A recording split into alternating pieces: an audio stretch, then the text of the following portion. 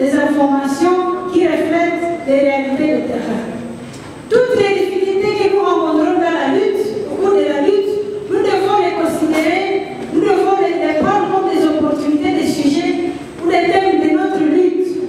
Parce que ça se passe ainsi, nous ne devons pas croiser les bras. Effectivement, même nous qui sommes informés, que les gens se mettent à Doha, que les gens se mettent à Washington, que l'Union africaine est en train de consulter les gens. Est-ce que nous pouvons dire qu'ils sont informés de ce qui se passe, de ce qu'ils traitent? Je vois la réponse est non.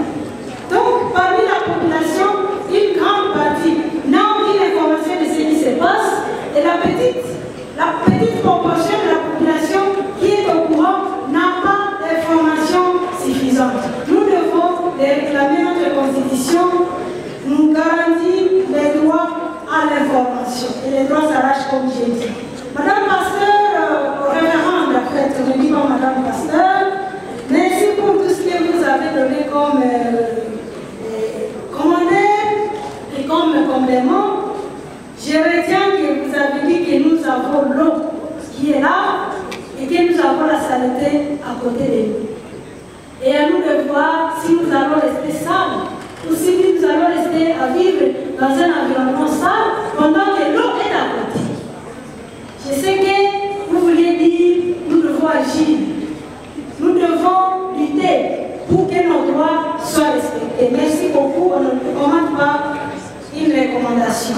Madame Marianne, je vous remercie beaucoup pour votre intervention, pour vos recommandations. Vous avez demandé que nous puissions aussi former d'autres jeunes femmes et même jeunes hommes. C'est notre travail et c'est notre devoir d'aimer, peut-être des mères aussi. Et à la limite de nos efforts, de nos capacités, nous devons remplir ce devoir parce que la réponse à un devoir, c'est de s'en acquitter. Et parce que cela est semblable à une dette. Là où il y a des ne coulait pas. Et vous m'avez recommandé de pouvoir relire les trois thèmes. Celui du professeur Père Camille, celui du professeur Abbé Malonga et le nôtre. On va les faire. J'ai dit on connaît quand même définir la catégorie qui participe à cette séance. Tout ce qui concerne les étudiants, nous allons travailler avec le président de la REC. Il va aussi ramifier la formation. Et tout ce qui concerne les autres groupes, nous savons auprès de qui nous adresser. Merci beaucoup. Nous allons les faire. Mais ce que nous devons retenir, parce qu'on ne sort pas de l'église sans avoir la synthèse. Même si, aux critiques, nous les mamans, depuis chaque jour que le prêtre nous a dit de nous aimer, mais moi je retiens beaucoup du thème du prof Camille. Il a montré que l'Union africaine a quand même des nations, c'est une grande organisation, mais qu'il y a des défis liés au financement. L'Union africaine a tendance toujours à tendre la main auprès des Blancs, auprès toujours de l'Europe, auprès de l'Amérique, auprès peut-être de la Chine. Alors que nous savons la main qui donne est toujours au-dessus de la main qui reçoit. Pourquoi l'Union africaine ne sait pas ça? Il a donné un autre défi. Ce que nous devons retenir, c'est que l'Union africaine n'a jamais mis des mesures répressives. Donc il n'y a pas de sanctions pour un État qui agresse un autre État africain.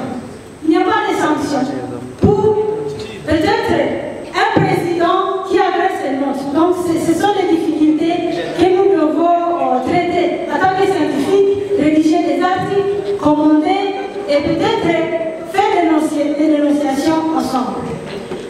Et Florence de l'ISP, elle a aussi complété ce que nous avons dit.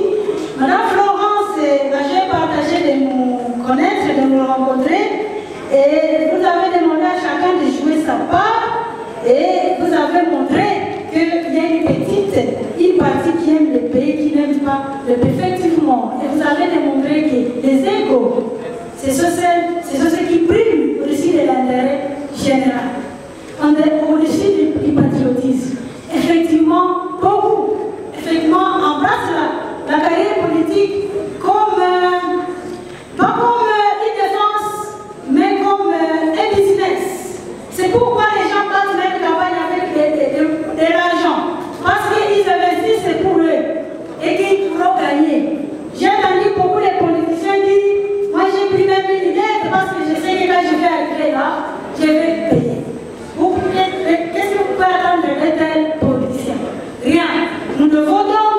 Aussi tirer des leçons pour savoir que lorsque nous sommes à la veille des élections, nous devons être trop regardants et essayer d'analyser les profils de chacun, de tous ceux qui nous arrivent pour solliciter leur voix.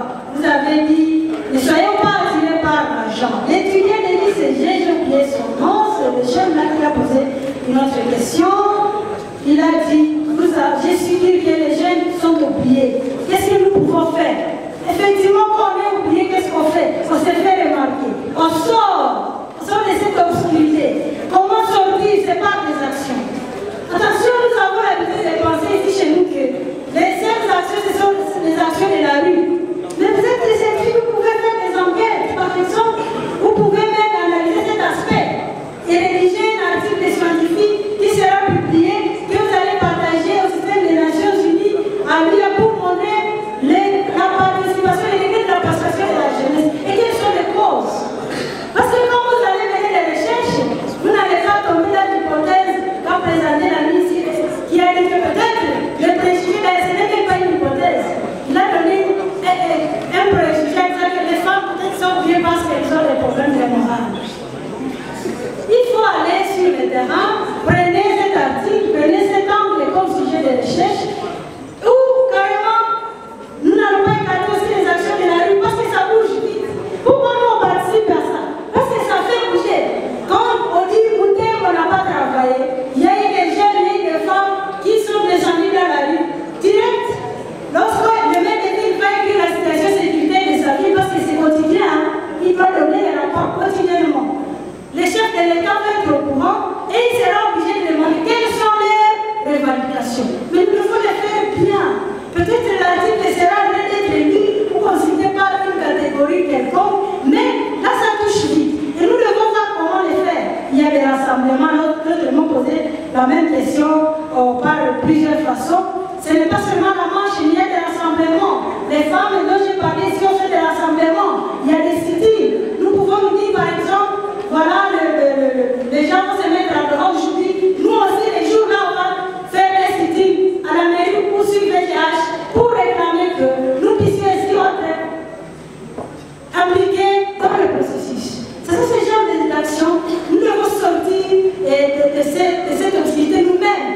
Et prenons l'exemple de l'œuf, le poussin, ce n'est pas les poulets qui cassent les passages pour le poussin, mais le poussin lui-même essaie de fournir des efforts. Nous devons les faire et montrer qu'ils sont capables, parce que les jeunes sont accusés d'immature, souvent par ces films, ou des personnes moins expérimentées, et les femmes aussi peut-être des personnes qui ne sont pas aussi expérimentées. Qu'est-ce que nous devons faire? Nous devons montrer que nous sommes des experts, nous devons montrer que nous sommes matures, nous devons montrer que nous connaissons le contexte mieux que ces gens. Voilà. Et motivation, non, espace de l'IBTP, le rôle des jeunes pour la poursuite de l'aspect civil dans la poursuite des accords. J'ai parlé du monitoring. Normalement, l'aspect civil devrait faire le monitoring de ce qui se traite et être un cadre d'alerte. Alerter la population lorsque ça ne marche pas. Alerter. On ne va pas alerter la population qui n'est pas informée, mais la population, l'aspect civil doit aussi jouer le rôle d'éducation civique, d'éducateur civique, donner l'éducation civique, à donner les alertes, dénoncer, mener des plaidoyers pour que toujours les besoins de la population soient tenus et soient respectés dans les accords qui seront signés. Donc, vous allez trouver d'amples précisions dans les textes qui seront partagés. Quelle est la motivation que peuvent avoir les jeunes quand on sait que les militaires souffrent, ils sont dans des conditions difficiles? Il a même parlé de Ouazalem. La motivation, c'est d'abord le patriotisme. Si tu n'as pas ça, alors on ne peut pas venir avec un vaccin de motivation pour injecter ça. Donc, si tu n'as pas, si tu n'aimes pas le pays, c'est tout. Ce qui est parmi les gens dont va parler le professeur, peut-être que tu vas attendre et dormir lorsque les Rwandais vont te fouetter suffisamment. Tu vas voir si tu as encore la force de te relever ou si tu vas mourir là-bas. Mais si tu aimes les pays, c'est la motivation qui suffit. Vous pensez que les Maïmaïs qui sont dans la brousse ont de l'argent? Mais non.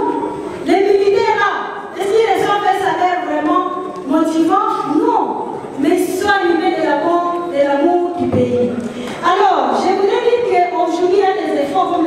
déjà dit, le gouvernement a quand même amélioré la motivation des militaires